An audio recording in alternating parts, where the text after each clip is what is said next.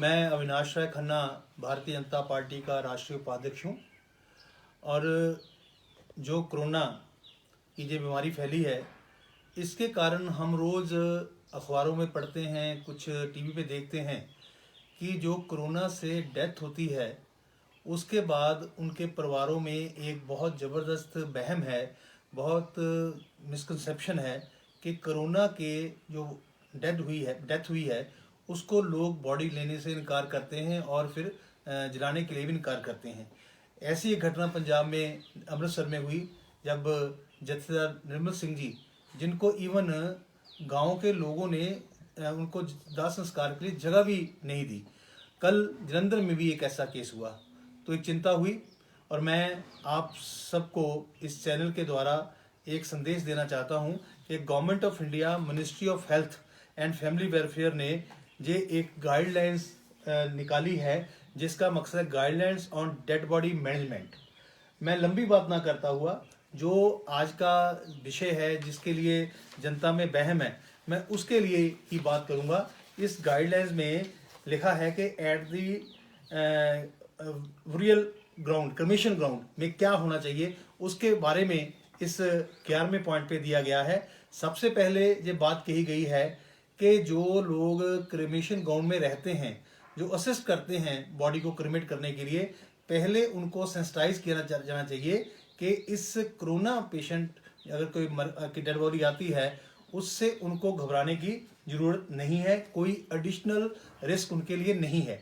दूसरी बात, जो स्टाफ है उसको भी स्टैंडर्ड प्रिकॉशन लेके हाथ को हाइजीन करना, फिर मास्क लगाना और फिर ग्लव्स लगाना, फिर उस बॉडी को लेके जाना है। तीसरा कि अगर यहाँ तक भी कहा गया है, अगर रिश्तेदार डेड बॉडी का चेहरा देखना चाहते हैं तो जो जिपिंग होती है, बॉडी को लपेटा जाता है, वो उसको खोल के उसके दर्शन भी कराए जा सकते हैं, पर उनको हाथ लगाने नहीं देना, ये प्रिकॉशन है।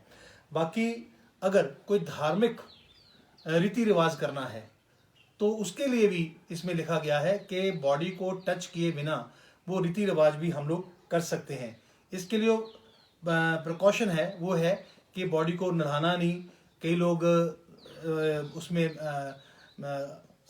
अपने सेंटिमेंटल होके उस बॉडी को चिपट जाते हैं, वो नहीं करना, किस नहीं करना।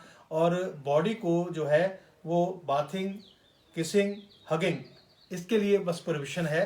और लास्टली ये भी कहा गया है कि जो दाह संस्कार लोग करके आते हैं वो अच्छी तरह अपने हाथों को एक बार फिर हाइजीनिक कर लें, हाथ धो लें अच्छी तरह, ये बात भी इसमें बताई गई है।